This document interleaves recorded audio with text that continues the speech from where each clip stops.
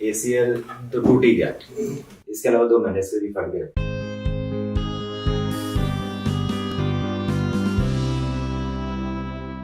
अब ये तकलीफ क्यों नहीं आ रही है आप दोनों को? क्योंकि आपके कार्टिलेज अच्छे हैं, ये कार्टिलेज गद्दी अच्छी है। जब बुढ़ापे में गद्दी घिसेगी तो वो ऐसी हो जाएगी, तो घिसेगी तो 100%। क्यों? इन दोनों के कनेक्शन हट गए जी पैर के। आपका बीच में टूटा है, आपका नीचे से उखड़ गया, पाँव ऐसे भाग।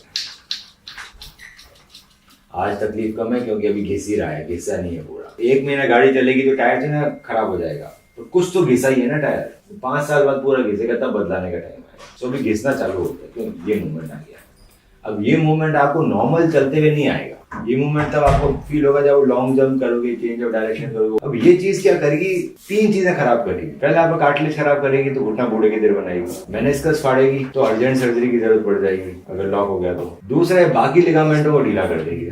LCL, MCL, PCL तीनों ढीले हो जाएंगे। अगर हम 2 साल बाद सर्जरी कराते हैं तो जो मेनिस्कस खराब हो गए वो काट के निकालने पड़ेंगे। कार्टिलेज उखड़ गया तो उखड़ गया, उससे कुछ नहीं कर पाएंगे। और जो बाकी जो लिगामेंट ढीले हो गए वो भी ढीले पड़ जाएंगे। तो सर्जरी के बाद ही कोई आदमी बोलता है घुटना हिलता रहता है। तो इतना लेट नहीं आना चाहिए कि भैया अब घुटना खराब ही हो गया। तो ये बात तो तय है कि अगर एक ACL एक बार कम्प्लीटली टूट जाए तो सर्जरी जरूरी है। सर्जरी आज नहीं कराओगे, 5 साल बाद तो करानी ही पड़ेगी। उस दिन परमानेंट लॉस लेके बैठोगे घुटने। तो पहली चीज तो तय है, सर्जरी करानी है, फिर कंप्लीट। अब आपका एक डाउट था कि कंप्लीट है या नहीं है, ACL पूरा टियर है या नहीं है। सिंपल सा तरीका पता लगाने के लिए पहले हम निकालते हैं नॉर्मल ACL हमारा। किसी को कंफ्यूजन है कि उसका ACL पूरा टूटा है नहीं टूटा है। ACL पूरा टूटा है या नहीं टूटा है, इसको पता लगाना बड़ा आसान है घर बैठे बैठे। आप खुद ही पढ़ सकते हो अपनी हमारी। कैसे पढ़ सकते हो? ये आपको नॉर्मल ACL हमारे दिख रहा है, ये ऊपर फीमर है, ये टिबिया है, ये पटेला, 3 बोन। ये ACL दिख रहा है काला काला, दिखा? ऊपर से जुड़ा हुआ है, नीचे से जुड़ा हुआ है और काला धागा दिख रहा है मोटा। अगर ये आपको इमेज ना दिखाई दे इतना मोटा काला धागे की, जो नीचे भी मोटी है, बीच हर बार बराबर मोटी है। दूसरा, अगर आप समझ के भी देखो ये धागा कर क्या रहा है। ये धागा आपके ये बना हुआ है धागा, तो नीचे हड्डी आगे नहीं जा रही।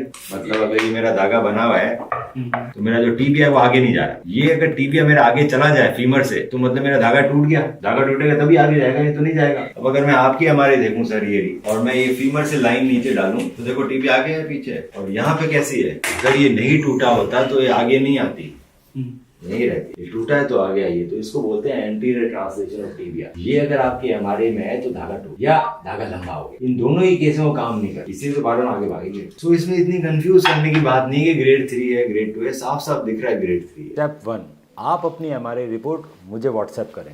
स्टेप 2, मैं आपकी MRI रिपोर्ट को डिटेल में स्टडी करके बताऊंगा कि क्या हम आपको बिना सर्जरी के ठीक कर सकते हैं या फिर हमें सर्जरी करने की जरूरत है, ACL इंटरनल ब्रेस सर्जरी, और आपके नी में ACL के अलावा और क्या क्या समस्याएं हैं और उसे हम कैसे ठीक कर सकते हैं। स्टेप 3, जब आप मुझसे मिलने आएंगे तो मैं आपके नी का डिटेल्ड फिजिकल एग्जामिनेशन करूंगा। आपकी फिल्म्स को डिटेल में देखा जाएगा और उसको देखते हुए आपसे ट्रीटमेंट ऑप्शंस डिस्कस किए जाएंगे। आपके जितने भी सवाल हैं उन सभी का मैं जवाब दूंगा। ACL इंटरनल ब्रेस सर्जरी की रिकवरी आप देख सकते हैं हमारे फेसबुक के ACL विनर ग्रुप में, और देख सकते हैं कैसे एथलीट्स 3 महीने के अंदर रनिंग चालू कर रहे हैं ACL इंटरनल ब्रेस सर्जरी के बाद। आज ही अपनी MRI रिपोर्ट हमें व्हाट्सएप करें।